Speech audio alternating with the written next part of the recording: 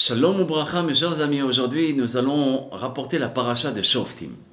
Alors avant, le Ben Ish Chai nous rapporte et nous dit, il est su ce qui est mentionné dans les livres de Kabbalah, que les forces du mal et les forces du bien sont constamment opposées les unes aux autres. Et c'est une vraie guerre.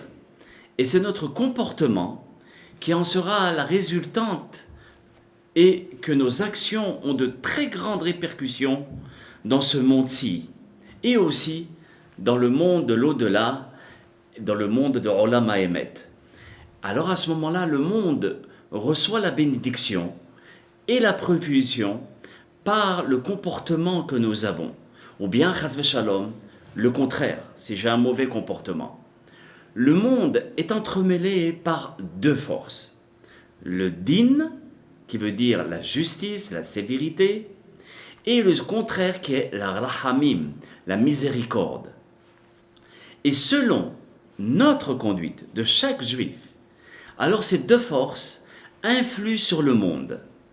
Dans les Sfarim Akdoshim, dans les livres saints, il est écrit que lorsque Adam Arishon a fauté, il a séparé la lettre Aleph du mot Adam. Comment on écrit Adam? Aleph, Dalet, Mem, Sophite. Donc quand on enlève le Aleph du Dalet et du Mem, on obtient le mot Dalet Mem qui est le Dam, le sang. Et le sang dans le système, d'accord, c'est la force de la destruction et de la dévastation. Et donc la sévérité se répand dans le monde qui est le din. Mais de plus, la faute, elle aussi, elle sépare encore un autre Aleph qui a une plus grande répercussion. C'est le Aleph du nom de Dieu. Vous savez que le nom de Dieu, on n'a pas le droit de le prononcer. Mais lequel? Le Yud Ke Vav Ke. Mais il y a un autre qui est Aleph, Dalet, Nun Yud, qui veut dire Adonai, mais dans le sens de Adoni, mon maître. Donc comment on écrit le mot Adoni, Adonai?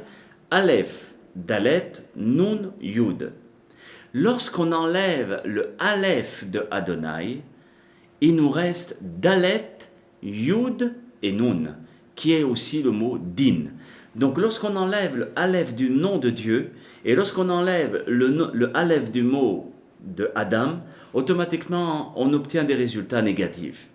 Alors comme il nous reste les lettres Din, en conséquence le Aleph du mot de Adam et du nom de Dieu, ont le potentiel, aussi bien le Aleph de l'un ou de l'autre, ils ont le potentiel tous les deux d'adoucir cette rigueur. Okay, parce qu'il y a une rigueur quand on enlève le Aleph de Adam, qui est Dam, le sang, la guerre, le meurtre, et aussi Din, quand on enlève du nom de Dieu, qui veut dire la rigueur et la dureté. Alors de là, nous nous apercevons combien nos actions ont de grandes répercussions. Et après avoir expliqué ceci, nous comprenons que par notre attitude, nous avons une répercussion dans le monde ici-bas et là-haut. Et donc, on reçoit les résultats de notre comportement.